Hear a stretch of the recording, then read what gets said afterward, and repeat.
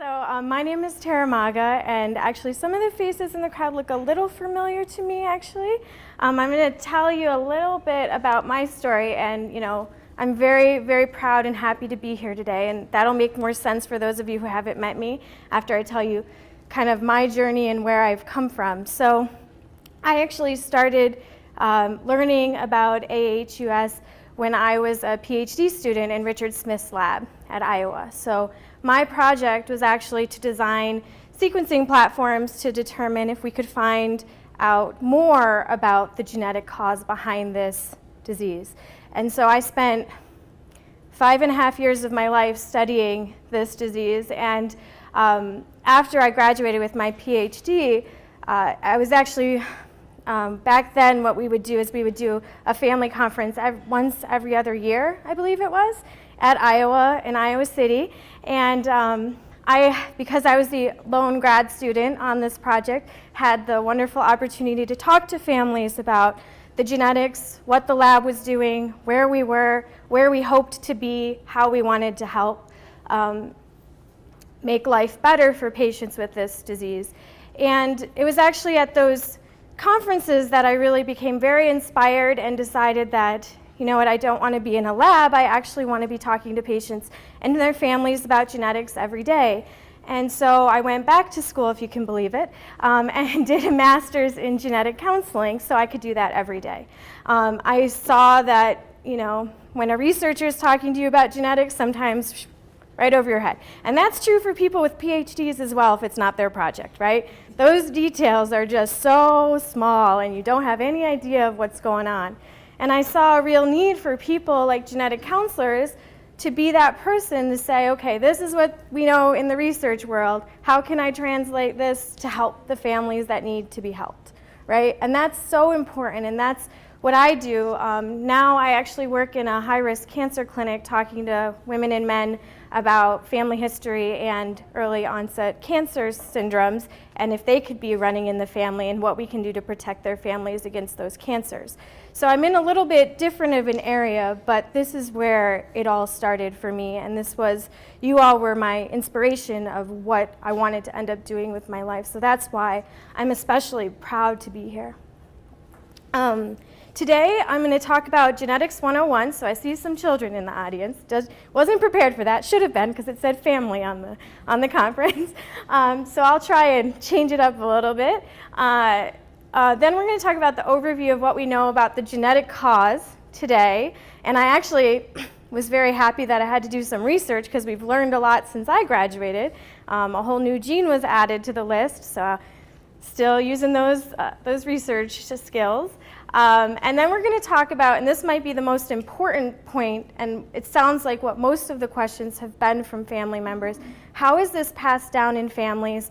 How do we talk about it? What do those words mean in the real time for my family and my future family, right? That's the most important thing people want to know when it comes to genetics, at least. And then I'm going to talk about genetic testing common questions that I get a lot from patients in my own clinic. And I actually made this presentation particularly short. You're welcome. But mostly that was because genetics is personal, and even though I tried my best to think about what I would want to know, what my patients in my clinic ask me, I'm not in your head and I don't know what your questions are, so I tried to leave as much time for questions as possible.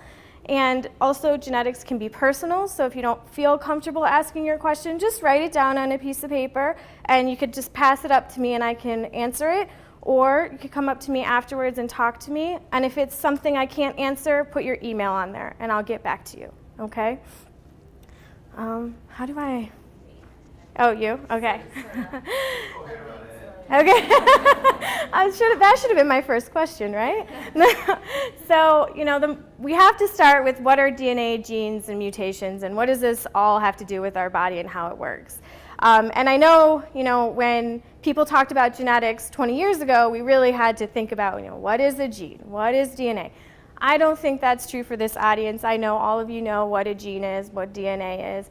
DNA is, important it's the blueprint of who you can be in the future, how your body works, and then chromosomes are just that crumbled up so that it can be passed down into future generations. And then DNA is made of genes, and each gene has an important part in your body. So there are genes for your eye color, there are genes for how your heart works, there are genes that protect you against cancer. And some genes, the genes that are important in what we're talking about today, have to do with your immune system, and we'll talk about that in a little bit. Now, genes, of course, make proteins. So sometimes it gets confusing when you're talking about genetics and they go back and forth between the protein and the gene, but they're really the same thing. So the change is in the gene, and it makes the protein look different and maybe not work as well as it should. And that's kind of the end point, or the important thing to know. So what is a mutation? Now, mutations often have a negative connotation, but mutations are happening all of the time. So everybody in this room has hundreds to thousands of mutations in their DNA. And you'll never know they're there for the most part because you never go looking for where they are. And most of those mutations don't affect your health at all. In fact, some of those mutations are actually good. That's how people have evolved over time. And when we do have a mutation, what it means is basically it's a spelling error, is how I describe it to patients. So it should say cat, and that A is changed to an H, and now it doesn't make sense, and you can't understand it, it can't do its job. Now, what are the most common types of mutations we see in this population?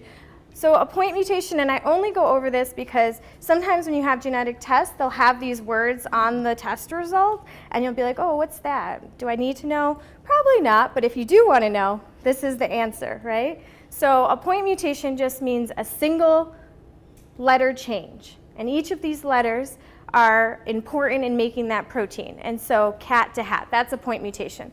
Sometimes these are called missense mutations or nonsense mutations. They're all the same thing. A single letter is changed in that DNA sequence or in that sentence. Now, a deletion is, I don't need to explain this to smart people like you, it's exactly what it sounds like. It means a piece is missing. So instead of that A changing to a different letter, or sorry, that C in the first sentence, now it's just gone.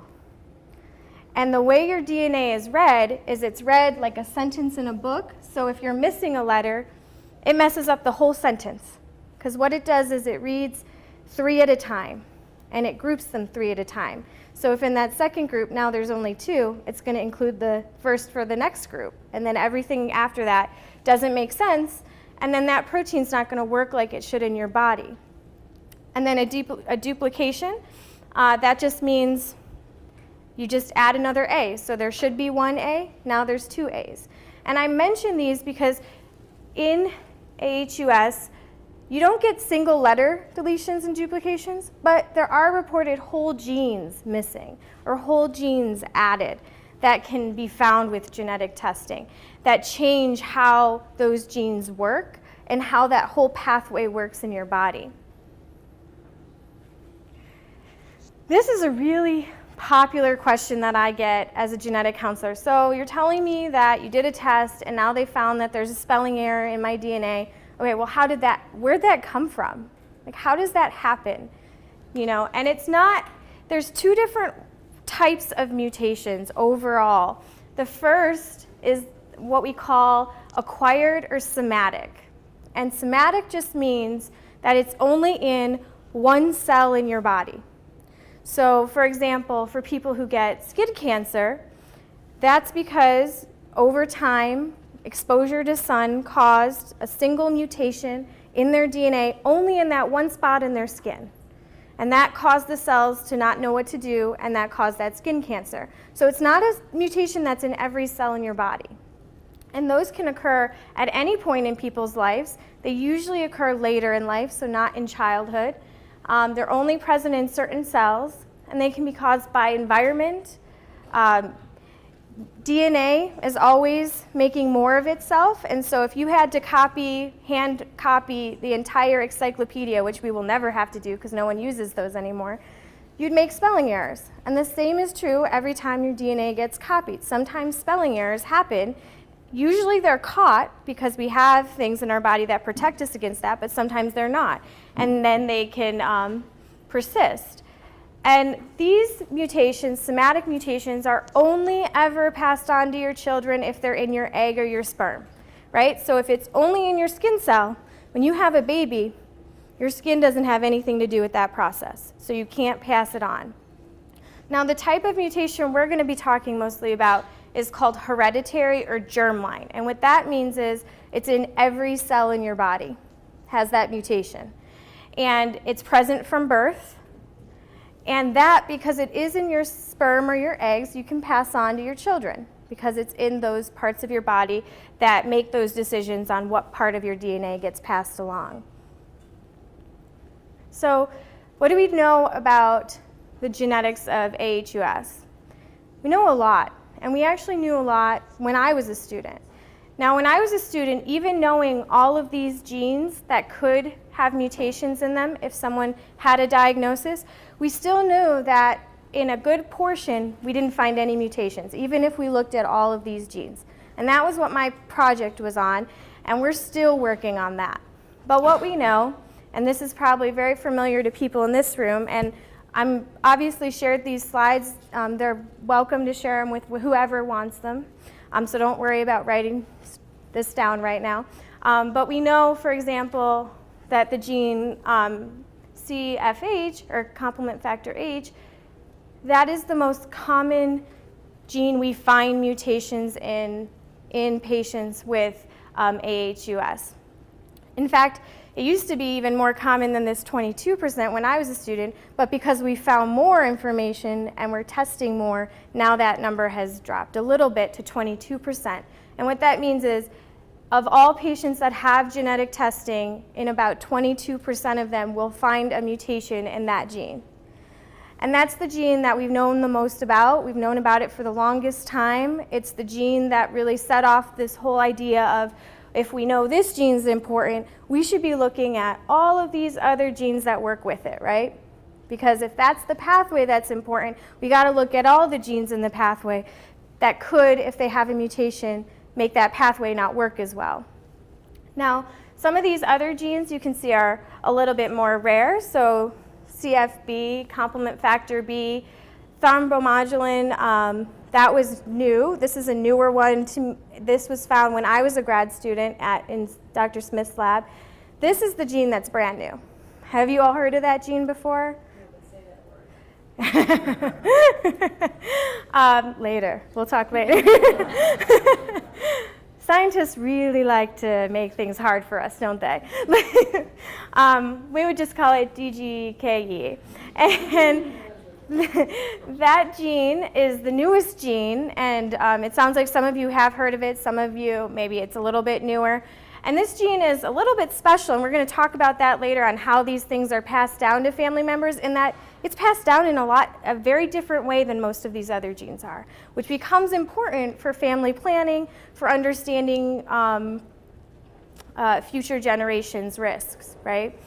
Now, and then of course down here, this is now a bigger chunk of what we know about this disorder or disease. Back when I was in my PhD, this was just a little bit newer, and now we know that it's actually a significant portion where we find these deletions in, remember we looked in that gene first, and then these are all related genes that are very similar to that first gene, which it makes a lot of sense. They have a similar function. They actually evolved as copies of that first gene, and so people started looking at these, and they found when you have big deletions in this area that you're at a higher risk for having this syndrome. Any questions about this before I move on while it's up? It's just really here to illustrate that there are a lot of different genes. They all pretty much work in the same pathway, which we're going to talk about next, and that there are different frequencies of when we find them. Now, none of these are good or bad. We'll talk about a very common question I used to get when I was in my PhD was, well, is one a bad gene to get and one a good gene to get? And we're going to talk about that a little bit. You know, certainly we know enough about a lot of these genes to say, well, if we know someone has a mutation in gene A, this is what we expect their disease to look like. If they have a mutation in gene B, this is what we expect their disease to look like, and some of those are different. Some of these genes, like this one, the really rare ones, it's hard to do that data. It's hard to look at 12 people and make a determination of what that's going to look like every time. Okay, go. Question. Yeah. Cases, aHUS cases, this is in the US, worldwide? So this is wide, so everywhere. Okay. That's a great Other question. people who've been tested. Okay. Yes, absolutely. So there are obviously lots of labs that do this testing in Europe. In fact, when I was a student, the big conferences were all in Europe because that is where a lot of the first research on this, the genetic cause, was done. And so this is all encompassing of that. Now, what makes it a little bit harder to talk about genetics, and this will come into context in a few slides when we talk about how these things are passed on, is that this is a complex disease. It is not like sickle cell anemia, where if you have the 2 mutations, you have sickle cell anemia, and we know exactly how to take care of you. This is a little bit more complex when it comes to the genetics. So multiple genes can contribute to what we see in patients, and we can have more than one gene have a mutation in it in some patients. So some patients get genetic testing, and what used to happen is you would get genetic testing for a single gene, the most common, factor H, and then if you were negative, you'd go to the next gene that was most common, which at that time I think was CD46, and then you would keep going until you found something, if you were going to find something. Well, now we have panel testing, which has really changed genetics a lot, and you can do testing for all of these genes at once, and that's sometimes the preferred, usually the preferred way of doing genetic testing for many, many things today in science. And so when we started doing that, when we didn't stop when we found something in that first gene, we found that people actually can have multiple genes with mutations. Now, it's not the common, but it is possible, and that could be important to know in how your doctor takes care of you or what to expect for that person. Of course, environment plays a role, and this is the area that I'm not as much of an expert in, but I do know, infection, drugs, pregnancy. Some women for the first time learn they have this when they get pregnant, and there are complications. I've personally met some of those women. So it's not the thing where you are born with a mutation and everybody knows exactly what's going to happen. You're for sure going to have symptoms. You can be born with a mutation in one of these genes and live your whole life without getting any symptoms. And that's what makes it a little bit complicated when we try and talk about family planning and how things are passed on. What do you tell a woman that chance is? And that's what we're going to talk about today. Any drugs in particular, or just? I've read some chemo drugs, things like that. So I'm not an expert on that, but it's something I could look into. But that's what sticks out in my mind when I was reading. So this is the complement system, and I'm sure most people in this room, if not everybody, have heard of the complement system, the alternative pathway. And this is actually a slide I took from Richard. It's so nice. So complement control is important. It's a good thing. It's a good thing that you have the system in your body because it protects you against bacterial infections. And so you can see some of these are pretty familiar. So here's factor H. It regulates the complement system. C3 is another gene that we can find mutations in. That's a gene that's important in starting the complement response. You see, you don't see a lot of the other genes on here, but a lot of those other genes work with factor H to regulate the system. Factor B is a part of, it works with C3 more further down in creating the complement response. And so what should happen in someone's body is that when there's no infection, when there's no bacteria, there's nothing to protect you against, that's when these genes like factor H or proteins like factor H, they come in and they say, okay, we need to stop. We shouldn't be working. We shouldn't be doing anything. And what happens for patients, you can go to the next one. Oh, sorry, I forgot it was animated. So it says stop, and you can see some more of these genes. So you see MCP, factor I, genes that we know we can find mutations in, all important in this process. But what happens in patients is there's not that control. And so this process in your body that should be helpful, should be protective for you, is doing whatever it wants. So it's attacking cells in your own body that normally it wouldn't be attacking because these proteins would be stopping it. But because people have changes in these proteins, they're not able to do that for that person.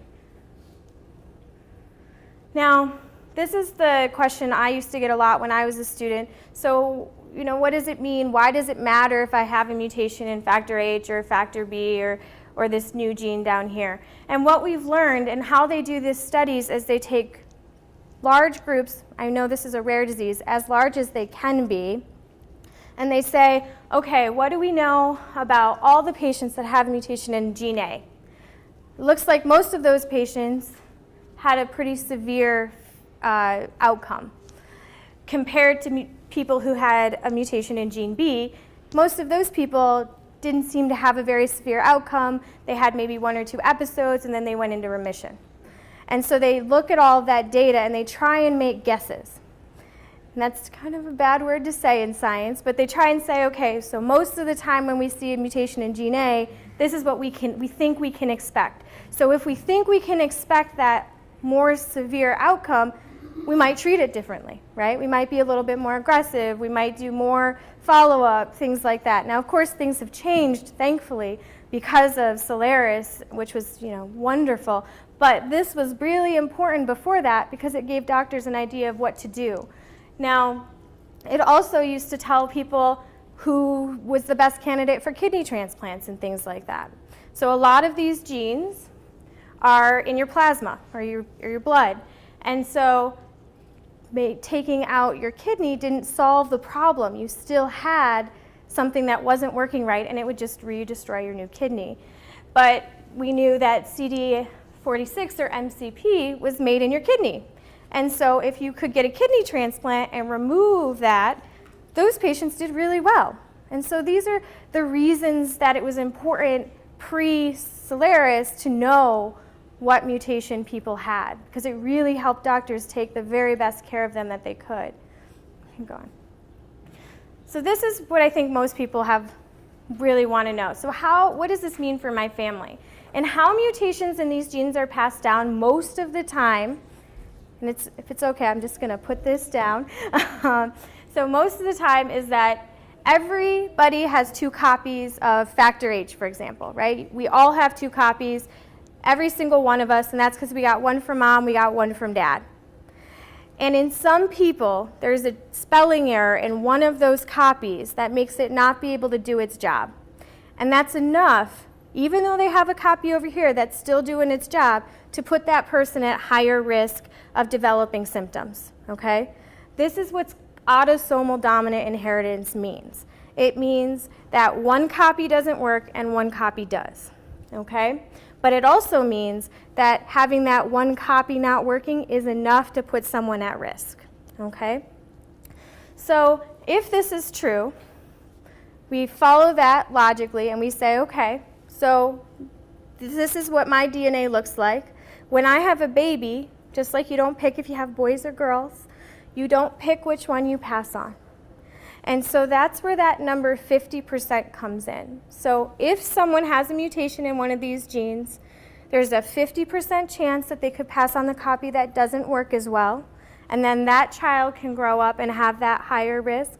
But there's also 50% chance that even though mom or dad has this, that they're going to pass on the copy that does work, that doesn't have the mutation, and then this child grows up and they have no risks, right? And so that's what autosomal dominant inheritance means. Most types of aHUS are passed down this way. Okay, there's one exception, and it's that new gene, so I'm going to talk about that a little bit. The way, if you look this up online, the way they say this is it's autosomal dominant with incomplete penetrance. And that's a lot of words that sound familiar, probably could figure that out, but we're just going to go through it one by one. So autosomal just means it can be equally inherited from mom or dad. There's no sex bias, okay? Dominant means that having one copy that doesn't work is enough to put you at higher risk, right? So it's dominant over this copy that does work. And then incomplete penetrance is the one we haven't talked as much about. It means that only a portion of people that have this genotype, so have that mutation, will ever develop symptoms of aHUS.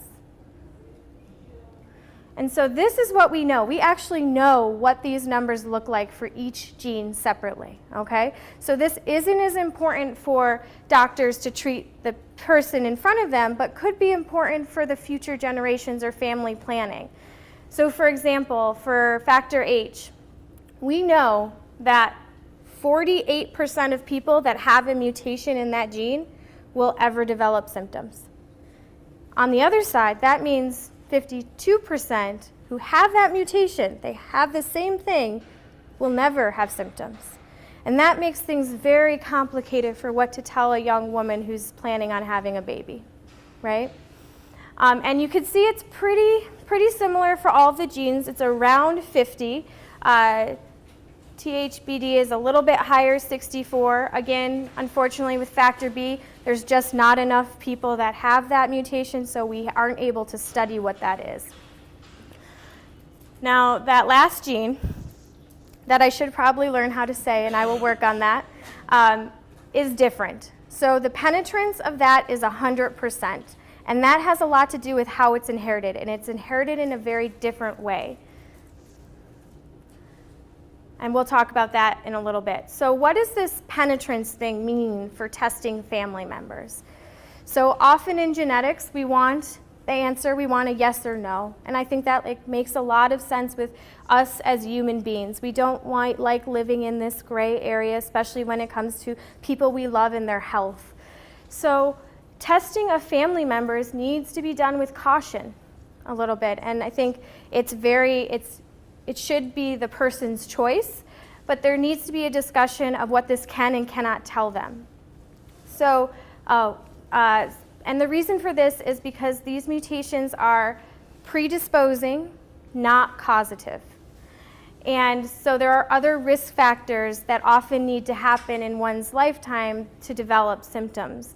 So, and again, we already talked about this point, but everyone who tests positive for that mutation in factor H, we cannot predict which are going to fall into that 48% that develop symptoms and which are going to live their whole life without symptoms. And so because we have no way of telling that person that, it makes it a little bit more complicated on testing people who don't already have symptoms.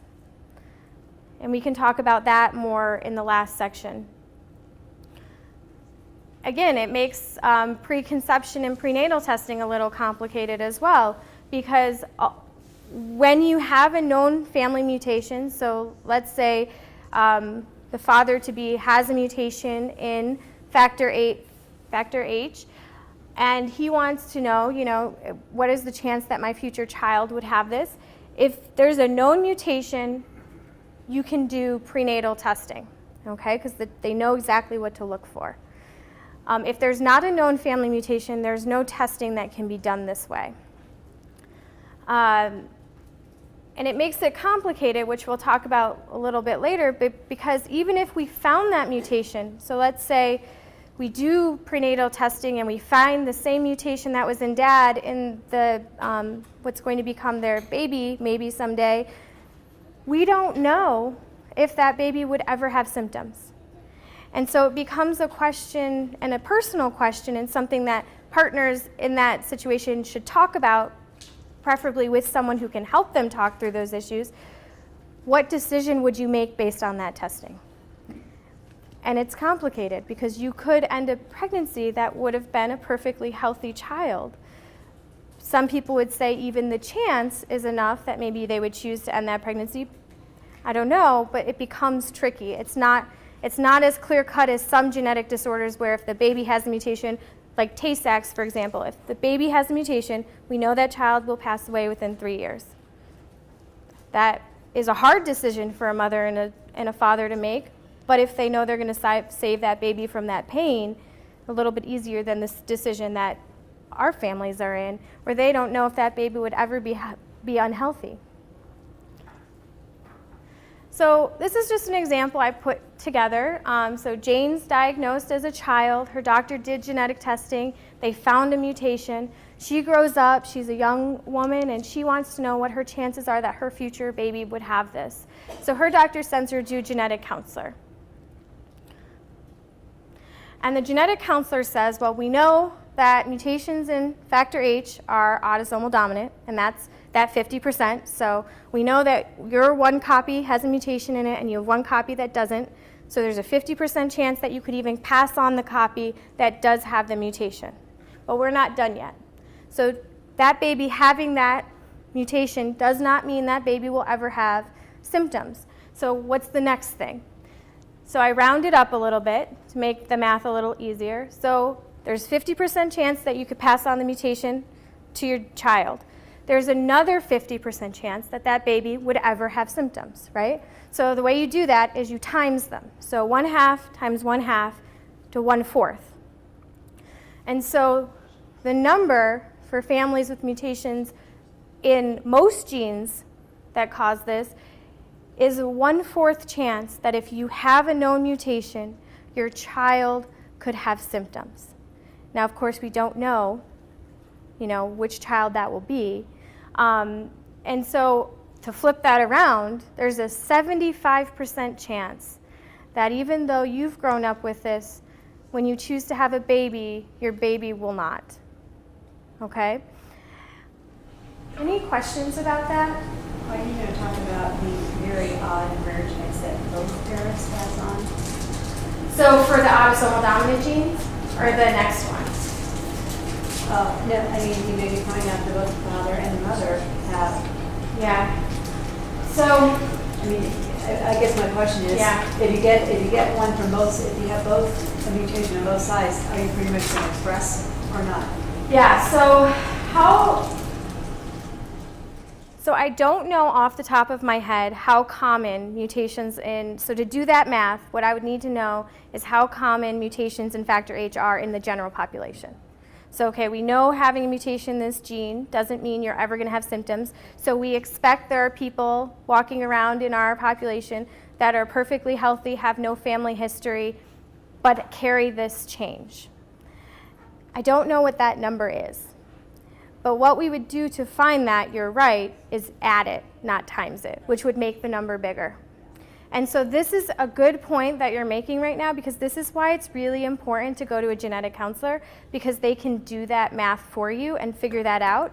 And if it's something, I don't think these genes are on what are called the pan-ethnic carrier screening tests. I don't know if any of you have heard of Council or any of those tests, but now there are genetic tests where you can have for about $300 where they test you for for all autosomal recessive conditions.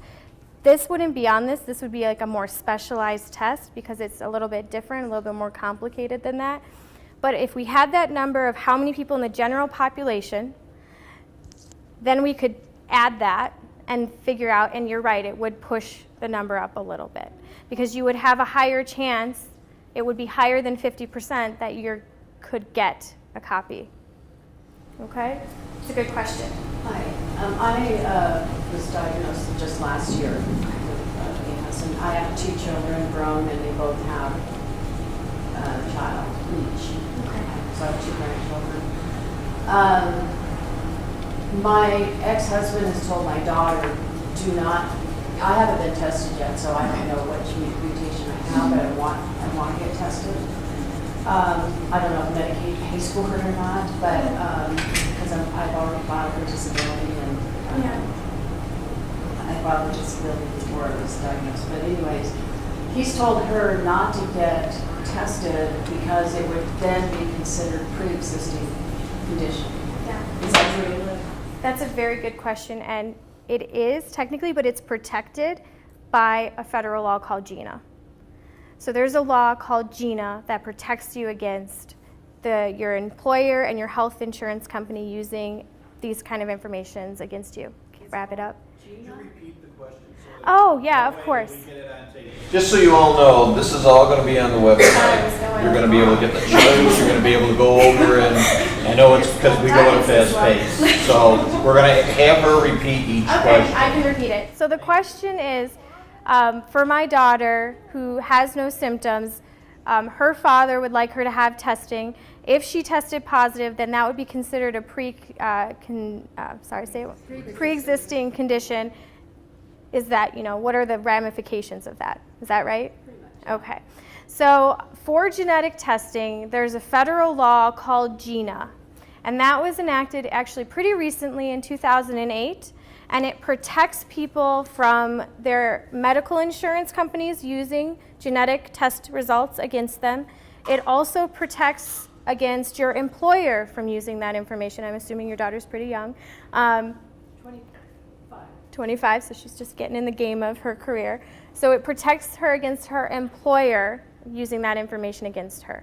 There are no laws right now that protect you from life insurance companies using this information against you.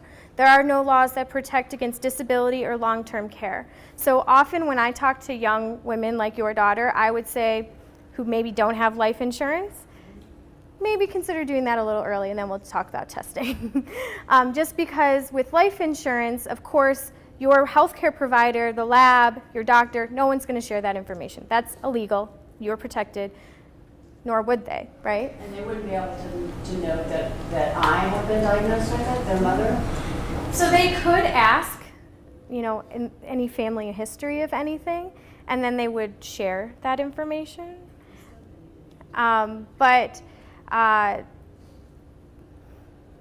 Are you talking about health insurance or life insurance at this point? Life insurance. So, but what can happen with life insurance is if you sign a release for your medical records, then if the genetic testing is going to be in your medical records. Well, I'm talking about my children getting life insurance. Yep. So if she had testing, and she has to sign that sheet that says they can have access to her whole medical record to see if what they want to charge her. If her genetic test result is in her medical record, which it would be. But you're saying don't get the genetic testing Until done. you get until life you get insurance. Yeah. So then she would have signed it. It wouldn't be in her medical record. So they may find out, I don't know how, but nothing is impossible. I'm not going to stand up here and say that these companies don't have ways. But that's usually what I recommend to young patients. Yep, and that federal law, GINA, was just upheld by the Supreme Court, actually, for the first time. GINA, is it G-E-N-A? G-I-N-A. Well, and I thought when they passed the federal health insurance law, that they restricted any kind of discrimination or elimination because of pre-existing conditions of any kind. They did, and so that was an extra protection after even GINA happened. You're absolutely right. Yeah. I would think a lot of insurance companies, they'd probably be happy to give you insurance at a price. When it comes to life insurance, it may cost you a lot. Yeah. And I stand up here as no expert for health insurance or life insurance companies. But forget long-term care insurance, you'll never get it. Yeah. Those are the ones that are still very. But there's a lot of things that keep you from long-term care insurance besides aHUS. Yeah. So, any other questions about that? That's a great question. All right. So now I just want to talk about that other gene, the newer gene, DGKE. This is passed down in a completely different way than all of the other genes we've talked about. This is what we call autosomal recessive inheritance. And what that means is to have symptoms, so you have two copies, both are going to have mutations in them. So you have no working copy of this gene. And to get two non-working copies, we expect that you had to get one each from your parents. So the only way that a child can be born with this is if both parents carry a mutation in that gene. And if both parents carry a mutation in that gene, go to the next one, there's a 25% chance that they could have a baby that has two copies that don't work. Okay? So for individuals with this type of aHUS, there's a 100% chance their child will be a carrier, right? Because if you only have two non-working copies, you only have ones with mutations, that is all you can pass on to your children. Now, of course, if their other parent is not a carrier, all of those children will be carriers. Because they're going to get a working copy from dad, because that's all he gets, right? Because he's not a carrier. So they get that. And mom over here, she has 2 copies that don't work, so they can only get a copy that doesn't work. So every child is going to look like this, which isn't important for that child's health, because having a working copy for this gene, they're going to be healthy. They're not going to have symptoms. You need 2 non-working copies to have symptoms, right? But for when they have a baby, they should see a genetic counselor, because if they happen to pick a partner that's a carrier as well, then their children could have a risk. Okay? Now,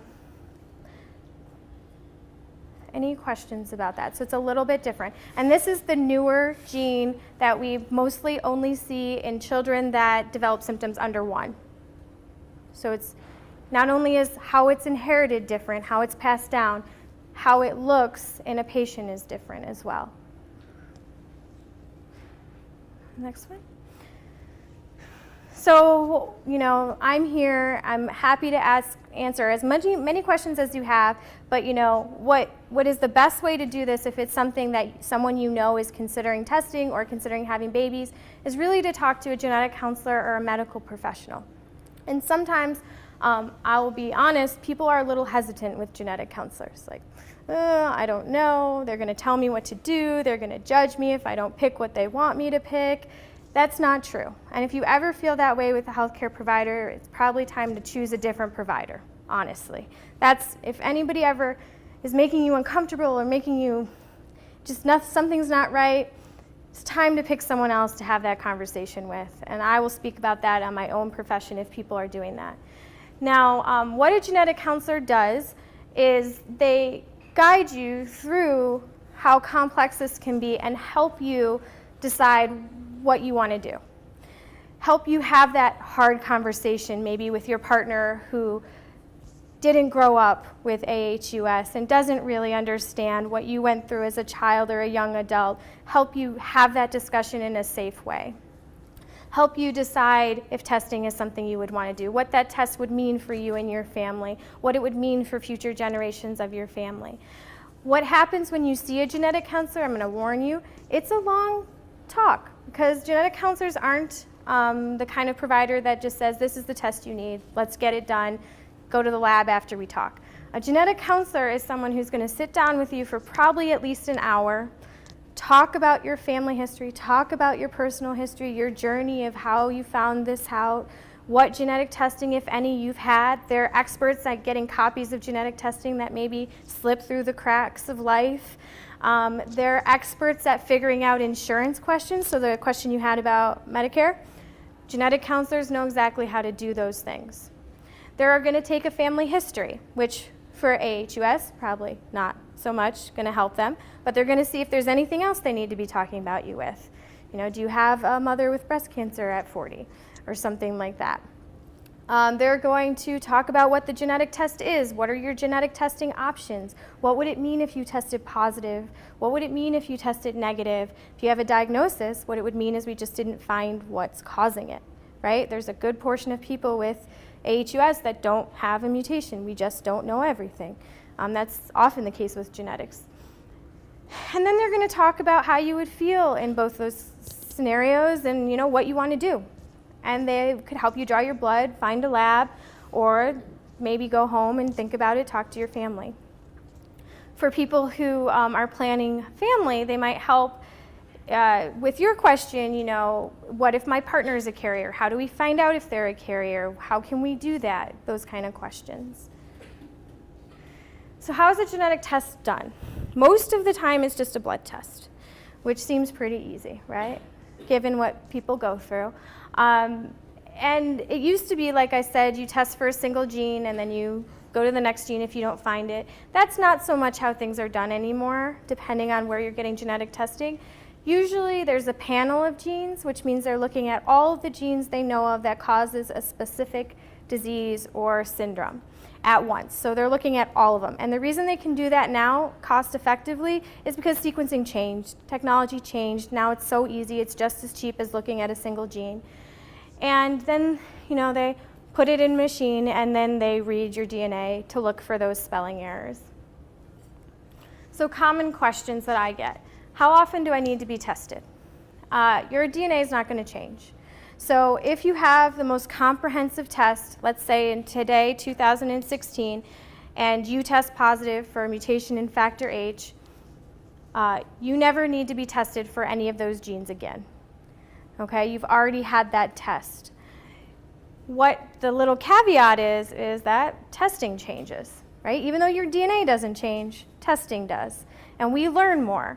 And because remember early on we said sometimes you can have mutations in more than one gene. So let's say 5 years from that first test, now we know there's 5 more genes that we know are important and could help families make decisions or doctors make decisions for their patient. That's when you go back and you do more testing potentially, right? So for new genes that you weren't tested for that first time. And I always say, I tell my patients, call me in a year or two. You don't have to come in, just call me. I'll let you know if there's anything new that you need to be thinking about. If there's not, we'll just say check in another year or two, or if you're feeling like you read something maybe online or you're doing research, call me then. If there's something new, just have them come back in and we'll do more testing. So common questions, another common question I get is, should I get testing for the familial mutation if I don't have symptoms? Right, so this one is a little tricky and it's personal and there's no right answer. It depends. Everybody's different. Some people, if they know there's a mutation in their family for something and they watch their family member go through that, they can't move without knowing if they have that same change, right? It's an anxiety thing, right? Other people say, I don't really want to know. I don't want to know. I'll cross that bridge if it happens. If I'm having symptoms, I know exactly where to look, right? And it's personal. And so I just put just some things that commonly come up in conversations with my patients. So benefits knowledge. Knowledge for most people is the reason they do things like genetic testing. Knowledge is power. It helps me better take care of myself, right? Perhaps increased screening. So for young women who may be planning families, maybe knowing that if they have that mutation, doctors should know during their pregnancy, maybe it'll look a little different, maybe they need to do different things. Of course, having a family history would tell a doctor to do that as well. And then family planning. And then potential downsides could cause anxiety, knowing you're at risk for something that you could potentially go your whole life never getting.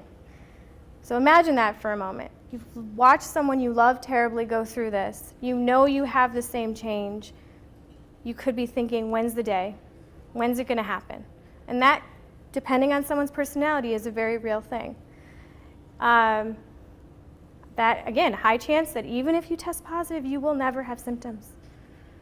And so it's personal. And there is, like I said, no right answer. It's very much what's right for you as a person. This is a very common question I get as a genetic counselor for everything. Why can't we just take out that gene that doesn't work? Why can't we just snip it out, put a new one in, everything will be fine? Why aren't we doing this to everybody? So gene therapy was very, very promising. People love the idea of gene therapy, rightfully so. There are a lot of, very, things we want to fix, but it's hard. And working in Dr. Richard's lab, he does gene therapy, and it's just hard. So you have to get it to the correct tissue. You don't want to get it everywhere. You have to get it to the very correct cell that you want to fix, which means you have to pick the virus that infects that cell in that tissue only. When you put it in, it's not your DNA, right? It's some manufactured DNA in a lab. So there's a chance that your immune system is not going to like it. And this was the first case that just blew up gene therapy because there was a young man who had a genetic syndrome that was not fatal, and they gave him gene therapy, and he ended up passing away because of the immune response. And that was the big, okay, science has officially gone too far. We need to step back and think about this in a more responsible way.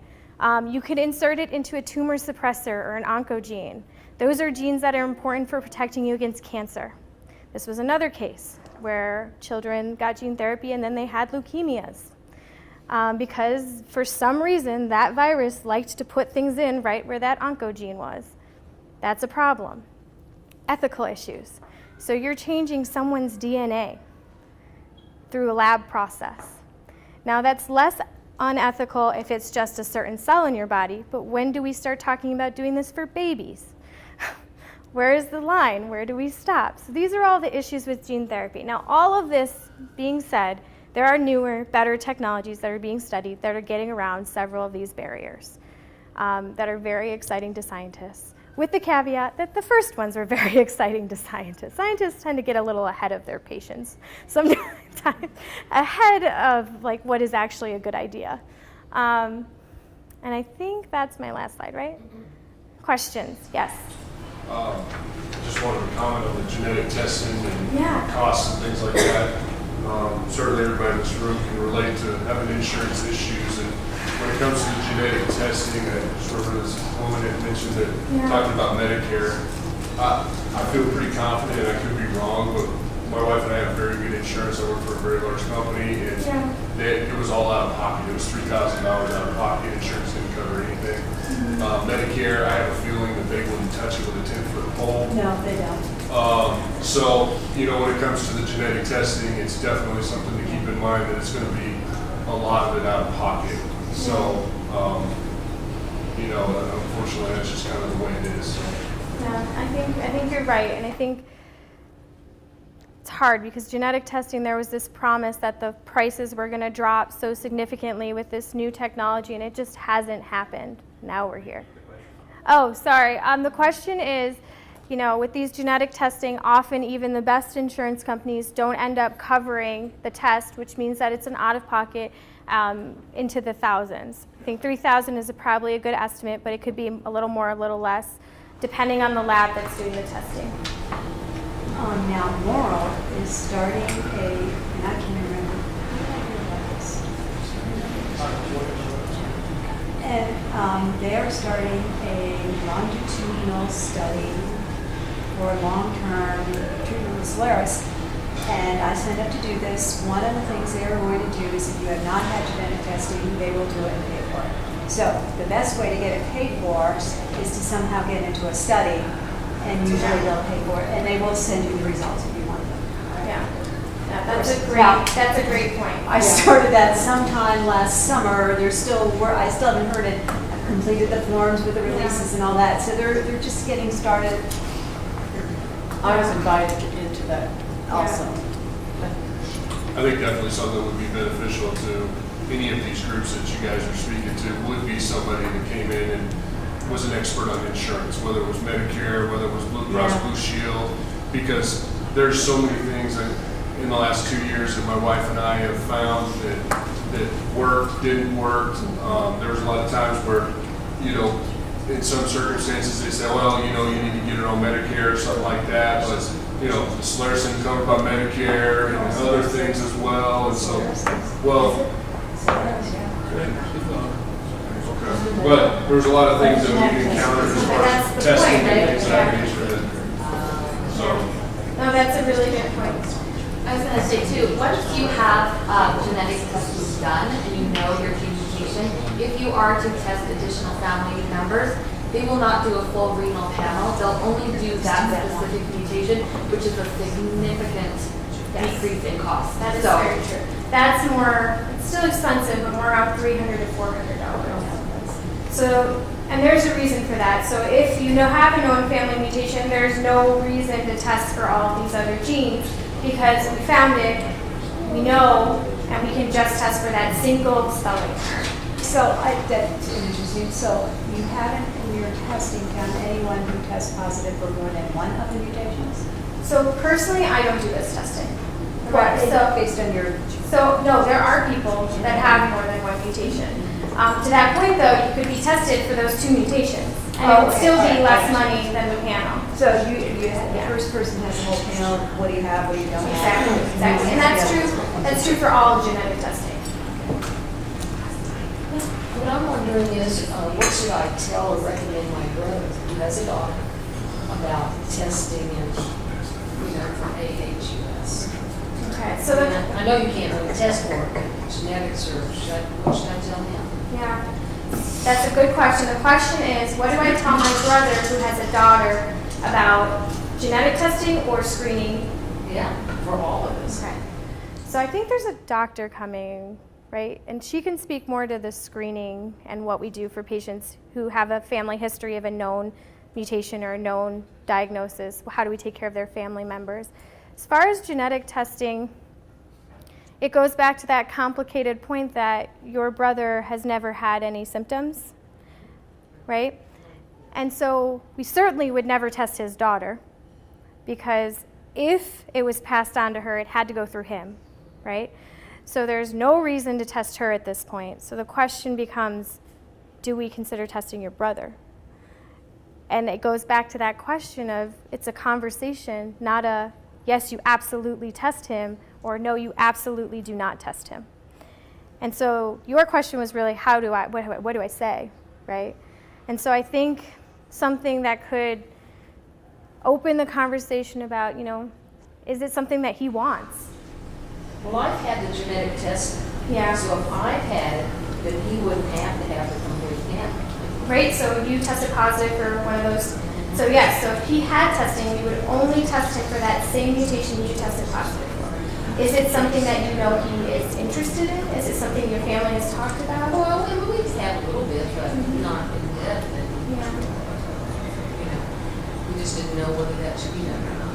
Yeah. Because I hate for him to go through what I've been through. Yeah.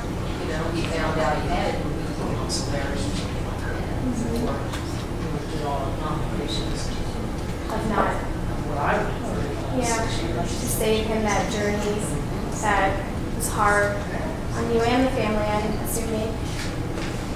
So the question is, he could have testing if it's something that he wanted. If he wanted it, he could have it. And we would just test him for that same mutation. If he tests positive, again, we don't know if he would ever have had symptoms. If he tests positive, though, there's a risk that his daughter could test positive. If he tests negative, of course, that's what we want, right? So that's, we can't promise that result. It's a 50-50 chance. But if he tested negative, then you could alleviate him of thinking that he would ever have something. It would alleviate you as his sister who's worried about him. And it would also tell us his daughter's not at risk, because he can't pass on something he doesn't have, right? That's the best case scenario. It's unfortunately just not a scenario we can promise, right? And so I think that's where it comes in, talking to his doctor or a genetic counselor about what he wants, what his daughter's wife or daughter's mother wants, what they want as a family to do. And then is there anything doctors can just be doing for him, knowing he has a sister that went through this? Are there screenings? I don't know. That's something that, could be talked about, though. It's a good question. What other questions are there? Neither one of my parents had aHUS symptoms. Yeah. So I don't know where it came from. Yeah. I mean, they could have had it and just didn't have the symptoms, as you say, right? But So it's hard to know, right? We don't know without testing people's parents if maybe they do have a mutation and they just were one of those 52% of people or 50% of people that just never had symptoms. Or if maybe they don't have a mutation and that person is the first person in their family that was born with this, which does happen sometimes. It's not the common, though. Much more likely that one of your parents had a mutation in one of these genes and just never developed symptoms.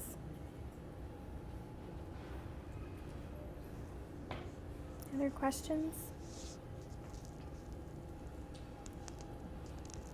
Nope. Well, thank you very much.